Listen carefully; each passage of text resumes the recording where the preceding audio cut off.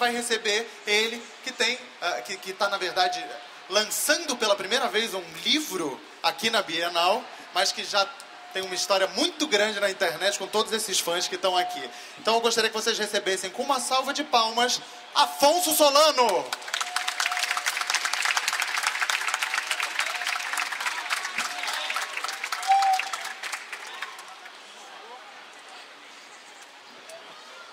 Achei que aqui era o banheiro, desculpa. Quer mijar aqui? Não. Pô, eu tava já achando ótimo. Trouxe fralda. É um negócio que eu curto. Tudo bom? Tudo jóia, Afonso? Tudo bom, gente? No seu novíssimo livro Espadachim de Carvão, nós temos um personagem principal que morava numa ilha, um pouco, né, afastado de todos, não tinha contato com ninguém, era um pouco sozinho. Meio nerd. Meio nerd. Tem alguma coisa a ver com você isso ou não? Comigo? Acho que tem com todo nerd, né? É um cara meio recluso, é um cara meio que se sente diferente, porque às vezes ele sente que ele conhece mais coisas. É até meio presunçoso, né? Mas todo nerd é um pouco presunçoso. Às vezes, todo nerd chega a um ponto na vida dele que ele fala assim, meu Deus, estou cercado de idiotas, né? Eu sei coisas que as pessoas não sabem e tal. Mas é uma coisa de gente nova, tanto que a metáfora é essa, é um cara criado muito protegido pela família, pelo pai ali no caso, e que quando se depara com o mundo real, quebra a cara. Ele vê que ele não sabe de tudo, que ele não é melhor necessariamente do que a maioria das pessoas. Então é uma metáfora para o adolescente nerd, sim, que eu fui, muita gente é. É uma metáfora da caverna de Platão também. E o livro vai permeando esse monte de simbologias aí, simbolismos e tal. Mas você quebrou muito a cara também? Quando criança? Quando jovem? Quando jovem, depois de... Eu fiz 5 faculdades, né? Então eu quebrei bastante coisa, incluindo a conta bancária da minha avó, minha mãe, meu pai. Aliás, sua avó é a primeira pessoa que aparece aqui no livro, vovó, né? Vovó Eneida. Eneida, eu Exatamente. Ia abrir para ver o nome dela. Vovó Eneida, que é um nome que não se usa mais, né? Alguém chamado Eneida aqui? Não. Não tem mais Alguém quer Eneida. fingir que se chama Eneida? Nome da sua mãe. Prima. Agora todo mundo é Eneida. Não vale. Fizemos o nome Eneida ficar nos trend topics agora. Por que vovó Eneida é a primeira que aparece aqui nos agradecimentos? Porque quando eu era novo, eu gostava muito de desenhar, né? Quem aqui desenha, gosta de desenhar? Aí sim, tem bastante gente. E aí, quando tinha essa coisa de desenhar, eu perdia muito tempo, entre aspas, no conceito, né? Em vez de estudar, ficava lá rabiscando, desenhando. E aí os meus pais, que super justificados, ficavam preocupados, a minha avó apoiava, entendeu? Ela sempre curtiu essa coisa da arte, ela imaginou, não, se ele tiver um caminho, ele consegue encontrar um lugar que ele possa ganhar dinheiro, que ele tenha uma carreira disso e tal. Então a vovó Eneida está aqui no começo, porque sempre incentivou. Não que minha mãe e meu pai também estão aqui, meus irmãos, mas ela foi a number one. É isso aí. Beleza.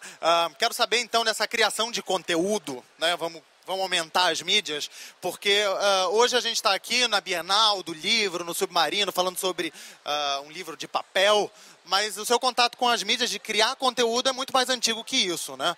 Sim. Qual foi esse primeiro momento de criar conteúdo e jogar na rede? Na verdade, o primeiro conteúdo que eu criei na internet foi em 2001, que foi para o site Omelete.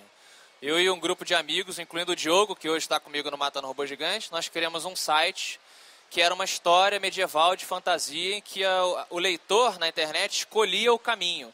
Isso foi na época do Combo Rangers, quando o Combo Rangers do Yabu estava começando e o Omelete estava começando também. A gente criou esse site que não era o Espadachim de Carvão, mas era uma história de fantasia, muita coisa eu fui experimentando ali. Ficamos 1 ano no ar, no Omelete, fez bastante sucesso. Só como todo mundo era novo, um começou a fazer faculdade, o outro começou a namorar, o outro foi fumar, cada um faz o que tem que fazer na adolescência. E aí eu fiquei sozinho e falei, bom, vou então transformar esse rascunho de projeto em algo que eu possa tocar sozinho, né? Apesar de sair estranha a frase, mas então, eu fui desenvolver esse projeto sozinho. E aí acabou, em 2005, uma outra editora se interessou muito pelo livro também, que eu consegui mandar várias cópias, só que eu não estava pronto. Enfim, antes de eu terminar o livro, surgiu o Matando Robô Gigante, né? Surgiu minhas colunas para Globo, de videogame. Aí o Dracon, que é editor da Casa da Palavra Fantasy, me ligou, você tem alguma coisa engavetada? Tenho um livro que eu tô... Tem o mundo todo preparado, né? Fiquei 10 anos escrevendo o mundo do Espadachim. Aí ele falou, então, fecha a primeira história, eu fechei rapidinho e começamos a série. Como tem um universo, né, já criado há 10 anos, significa que a série é longa? Quantos livros você imagina que essa série vai ter? Não sei, cara. Tem muita coisa aqui. Tem o personagem principal desse livro, o segundo, sem spoiler, vai acompanhar... Não spoiler, por não, favor. sem, Esse não, é o objetivo, na verdade. Não, sem spoiler. Mas quem curtiu o Adapak vai continuar a acompanhar ele, mas outros personagens vão continuar a ser evoluídos e aquela coisa das histórias se convergerem, né, dessa maneira que acontece aqui vai acontecer também. Então não sei quantos números exatamente. Tipo um Conan, a ideia é fazer um Conan. Aventuras anuais, entendeu? E vambora. Enquanto o pessoal estiver gostando, eu vou fazendo. Bom, você falou que foram 5 faculdades, mas tem, na verdade, desenhar ou, enfim, ilustrar foi o que te levou, foi o que pagou suas contas boa parte do tempo, não? Foi. Enquanto eu ia falhando nas faculdades, eu ia desenhando. E aí ia trabalhando, fazendo trabalho publicitário, né? Diversas agências e tal. Hoje eu ainda faço trabalho para algumas agências. Mas aí como o livro foi tomando mais conta, a internet também, o Matando Robôs Gigantes e tal, as coisas eu tive tendo que deixar um pouquinho de lado, né? Mas aí no livro eu consegui botar um pouco dos meus desenhos. Eu quis dar aquela cara de livros de aventura fantástica que eu li quando eu era jovem, que era do Ian Livingstone e do Steve Jackson, o Calabouço da Morte, esses nomes assim super... a Fortaleza da Destruição, né? Então tem essa brincadeira dos desenhos aqui que eu consegui integrar. Essa é a parte bacana, né, de você ser ilustrador também, porque na verdade o livro é você. Você escreve, você ilustra, você vem aqui e fala sobre ele. Menos a capa. A capa quem fez foi o Rafael Damiani, que é um amigo meu de infância, que brincou muito de comandos em ação comigo, me apresentou Tolkien, me apresentou Conan também. Ele era um cara hiper nerd, de criancinha, então ele é ilustrador. Eu falei, cara, você tem que fazer a capa, entendeu? Então, você deu curte tudo a capa? Odiei a capa, achei muito ruim. Porque, né? Foi uma péssima ideia. Ridículo. Não, mentira. Gostei muito, cara. A gente já se conhecia há muito tempo, então a gente foi colaborando a ideia, ele leu o livro, já tinha gostado, então ele só capturou exatamente esse mistério, essa brincadeira de vamos descobrir que porcaria é essa aqui, porque é esquisito, né? Eu queria fazer uma capa esquisita, é um título esquisito, é um personagem esquisito. A ideia era essa, atrair pela estranheza, né? Vamos falar então do podcast, que você citou algumas vezes aqui. De onde é que surgiu esse nome e a razão de ser do podcast? O Matando Robô Gigante, o nome veio porque nós temos um amigo chamado Cardoso, não é o Cardoso do Twitter, é um outro Cardoso. Ele estava jogando videogame, um jogo chamado Xenogears, ou Xenogears, um jogo de robô gigante. A namorada dele ligou, ela queria falar um negócio pra ele, que ele obviamente não queria ouvir na hora, que ele estava matando lá o monstro, o chefe. Aí ele apoiou o telefone, ficou lá falando com ela, aí uma hora ela falou, você não está prestando atenção no que eu estou falando? O que você está fazendo? Aí ele distraído falou assim, eu tô matando um robô gigante, tá? Aí ficou essa brincadeira dos amigos quando se reúnem para falar sobre nerdice, sobre cultura pop.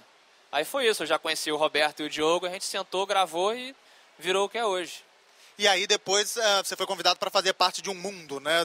O mundo do Jovem Nerd. Isso. Foi pro Rapadura Cast também. Primeiro, exatamente. Né? Me convidaram lá, o Jurandir, volta meio eu participo. Aí agora a gente se uniu ao Jovem Nerd, agora tem 2 anos agora aí tem quase. Um tempo já. Agora é o tempo. 2 anos. Fazemos parte lá. Eu não gosto de fazer família, não. Família Jovem Nerd, não. Agora tá o grupo. Pronto. Grupo Jovem Nerd. De toda maneira, você disse que não quer criar spoilers, então ficou um pouco mais complicado para mim, que eu queria tanto buscar isso. Vamos falar da sua infância, então. Que você é tão engraçado. Você já era engraçado na escola, assim? Não, cara. Eu era muito tímido. Eu tinha muita espinha.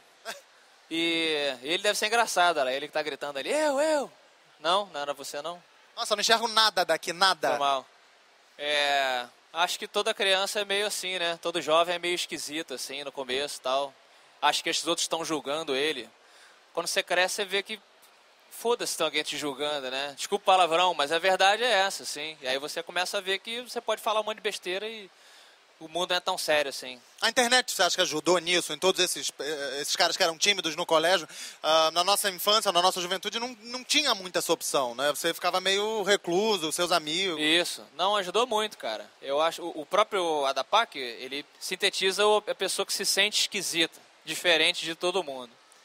E a internet, ela faz o contrário, né? Você pode ser a pessoa mais estranha do mundo, mas pela internet você vai descobrir que tem outras pessoas estranhas como você, né?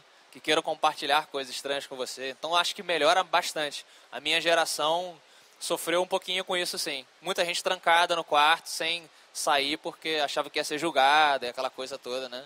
Normal, faz parte da... Kurgala é um universo que você criou, né, durante 10 anos, do zero quase, né, e inventou tudo. Você anotava num caderno, você criou o universo primeiro, porque a história deve ter vindo um pouco depois também, né? Você vai criando os mitos antes, os personagens, e depois você vai criando uma linha de raciocínio. Imagino que para 10 anos... Foi mais ou menos isso? Uns 9, 10 anos criando. Assim, eu gosto muito do H.P. Lovecraft, né? Quem não conhece é um autor de horror muito clássico. E ele fez uma coisa que eu sempre adorei. Ele tinha um pano de fundo do mundo dele, dos deuses, dos Elder Ones e tal, que ele não necessariamente parava e ele escrevia sobre aquele mundo no começo.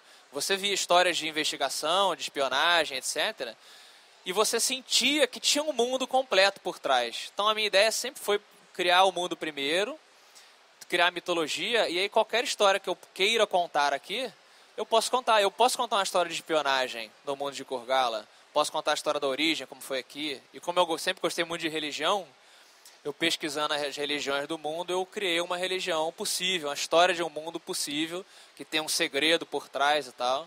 Mas a brincadeira era essa, entendeu? Fundamentar aquele universo para que a pessoa... O legal é a pessoa... E está funcionando, pelo que eu vejo as críticas, é a pessoa ler o livro direto e fala, cara, eu mergulhei na parada. Parece que o mundo realmente existe. Eu acho que foi porque, ao invés de eu escrever logo a história, eu passei esse tempo todo lapidando o mundo. A pessoa sente que é um negócio que nenhum bicho está ali de bobeira.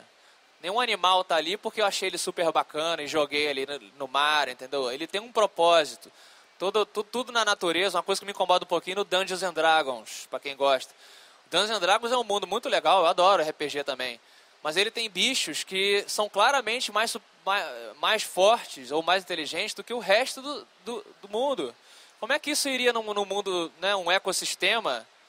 Você teria um desequilíbrio. Então eu tive que criar um mundo que funcionasse nesse sentido. Né, pelo menos, na minha opinião, acho que funciona. Fui eu que escrevi o livro, tá, gente? Não foi o Afonso, não. É verdade. Então eu vou sentar aqui, que vergonha, porque ele tá roubando.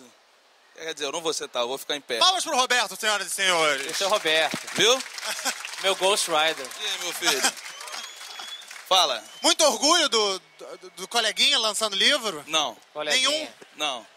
Por quê? Hã? Cadê o seu livro? Não tem, eu não sei escrever. O Afonso é que é o escritor. Mas é verdade, quando você não estuda, né? Que nem a gente. Isso. A pergunta é a seguinte, como é que vocês selecionam os assuntos que vão pro podcast, né? Cara, depende, né? Assim, tem algum livro, por exemplo, que dá mais trabalho, a gente faz questão dos 3 gostarem, né? Então assim, o Afonso gostou, eu não gostei. Ah, não. Sabe, o Afonso falou, pô, cara, não é bom, mas eu, o Diogo adoramos e tal. Não entra. Os 3 têm que gostar. Mas o resto é mais ou menos o que a gente fala de coisa que a gente não gosta também. Ficou muito alto meu microfone, do nada. Ou então veio uma energia aqui, mágica, que a gente fala de coisa que a gente não gosta também, exatamente para dar o parâmetro, né? Quando você fala um negócio que você não gosta, a pessoa vai entender no próximo filme. Assim, na verdade, a gente fala o que as pessoas sempre pedem, assim, sabe? A gente tem um... Não, a gente não falou de Pacific Rim, porque você não viu. Pois é, mas... Nem o Diogo. Sacanagem. Nem de... Last of Us eu joguei. Tá devendo, né? E ele tá jogando agora ainda. Não tô, não. Era pra estar. Tá jogando God of War. Isso. Mas tem isso, às vezes a pessoa fala, pô, por que vocês não estão falando de tal filme? Porque não deu pra ver, velho. Porque eu fui dormir, porque eu fui namorar. Você viu que profissionalismo da MRG, né?